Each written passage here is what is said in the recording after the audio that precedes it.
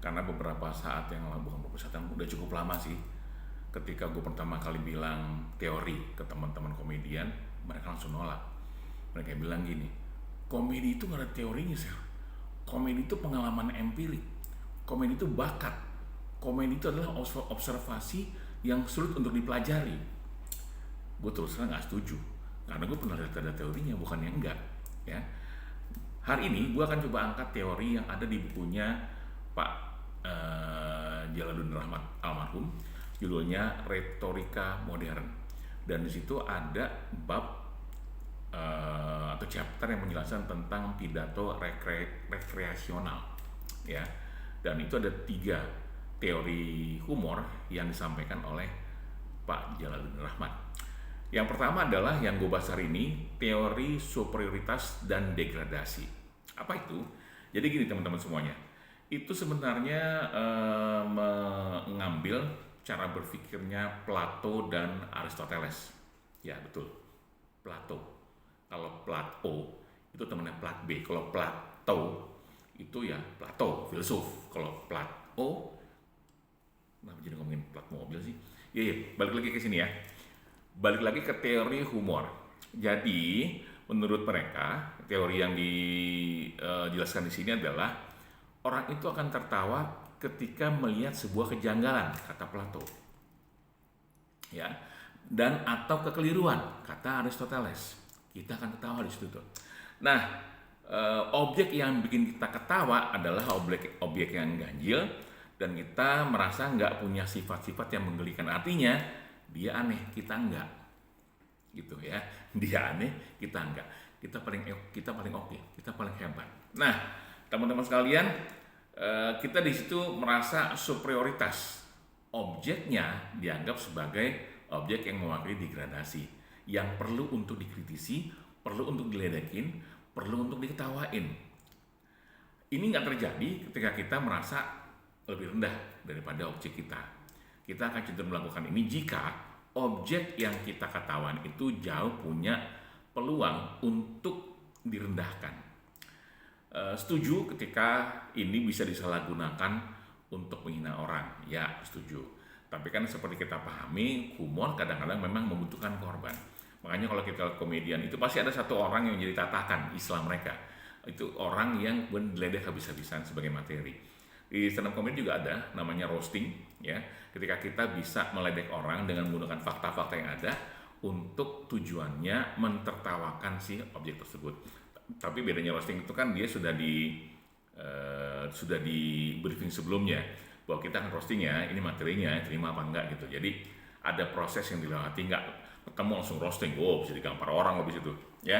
Nah teman-teman sekalian, ini memang teori yang pas untuk menganalisis humor-humor seperti humor satir yang menjelaskan kejelekan, kekeliruan, kelemahan orang atau lembaga dengan tujuan untuk memperbaiki. Jadi tujuannya bagus sebenarnya nih, untuk memperbaiki. Nah, jujur aja teman-teman, semua komedian yang siap memang hampir sebagian besar menggunakan pendekatan teori ini, teori superioritas degradasi. Meskipun mereka nggak mau mengakui, tapi faktanya memang demikian ya. Jadi ketika gue bilang pertama kali ini ke mereka ada penolakan. Buat gue wajar ya, wajar karena sesuatu yang baru biasanya bikin yang sudah mapan tuh nggak nyaman ya, itu biasalah. Cuma seiring waktu ya gue kasih pendekatan pelan-pelan bahwa ini saintis ya, keilmuan, bisa dipertanggungjawabkan. Dan ini bukan pola pemikiran baru, ini pola pemikiran lama. Kapan-kapan gue akan gue angkat nih, ketika orang mendefinisikan humor aja nggak ada yang pernah ketemu. Satu filsuf sama yang lain itu bisa berantem tuh, tapi nantilah kita akan bahas itu. Nah, balik ke yang tadi lagi, masalah satir. Satir ini memang bisa langsung ngebongkar hal jelek atau yang membesar-besarkan. Saat itu bagian dari si teori superioritas dan degradasi tadi ya.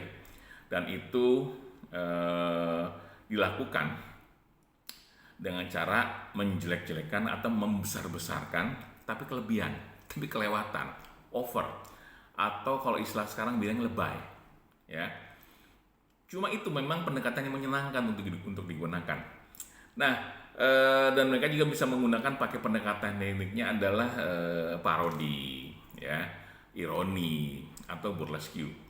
Nah kalau tanya share burlesque apaan? Burlesque itu sebenarnya karya sastra ya teman-teman, karya sastra yang isinya itu adalah karya drama atau musikal yang memang tujuannya menyebabkan orang yang tertawa. Pakai apa yang tertawakan? Ngambil hal-hal yang udah mapan di masyarakat, kayak plesetan sebenarnya.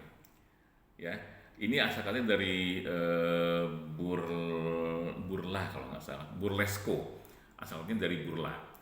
Nah ini yang digunakan biasanya pakai teori humor ini, teori humor superioritas dan degradasi.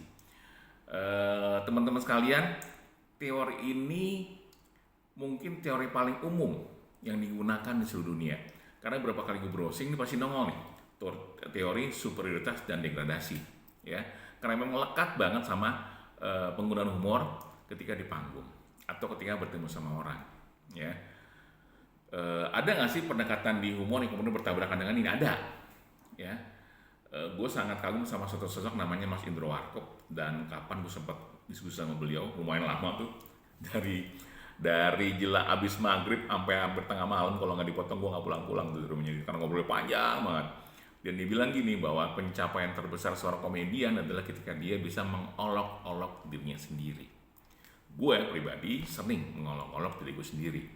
Gue bukan tujuan untuk melemahkan teori ini, enggak. Karena kan teori ini menjelaskan bahwa subjek itu melembahkan objek. Jadi superioritas itu subjeknya, objeknya adalah yang didegradasi, yang kemudian direndahkan.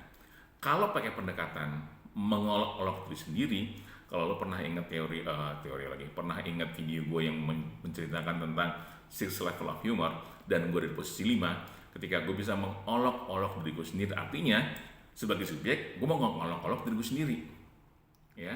Ini agak bertabrakan sama teori ini, tapi itulah humor. Humor itu seolah menjadi benda yang tabu kalau diulik-ulik, karena makin diulik lo akan makin menemukan keseruannya. Sama ketika kalau orang tuh belajar suka sama matematika, gue suka, tapi ketika orang, gue pernah nanya sama temen gue, kenapa sih lo suka matematika, kan bikin pusing. Itu dia share, tantangan itu di situ, bikin pusingnya itu. Humor juga sama. Semakin lo mendalami, kadang-kadang lo menemukan fakta, kok begini sih, kok jadi aneh sih, kok jadi tabrakan sih. Tapi itulah humor, ya. Bukan penuh ketidakpastian, tapi memang butuh keseriusan lebih di atas rata-rata untuk bisa mengungkap tabir-tabir yang ada selama ini dan belum pernah terungkap ke permukaan. Luar biasa. Omongan gue kadang-kadang bener dah. Tapi beneran itu terjadi, ya. Beberapa penelitian yang coba meneliti humor juga banyak menggunakan teori ini, teori superioritas dan degradasi. Subjeknya superior, objeknya yang direndahkan. Dan memang lagi-lagi itu harus penuh keganjilan. Kalau kita merunut ke seni pertunjukan komedi awal-awal, semua komedian yang tampil memang menggunakan kostum yang untuk ditertawakan. Makanya ketika datang, ini sama dengan pola pikirannya almarhum Pak Subur Sri Mulat, ketika dibilang bahwa humor itu harus ganjil, harus janggal, nggak boleh lurus gitu loh. Makanya ketika itu sempat ada apa ya? Ketika komedian based on seni pertunjukan, performing art itu tampil dengan kostum yang seolah-olah minta ditertawakan, ada generasi baru namanya Warkop tuh. Warkop memang tidak menggunakan pendekatan simbol-simbol komedi yang komis di sini atau dandannya aneh, enggak. Jadi mereka memang pakai pendekatannya secara verbal. Lucunya di kata, bukan di perilaku. Nah, Sri Mulat ada di perilaku, salah nggak sih? Enggak, ini kan perubahan.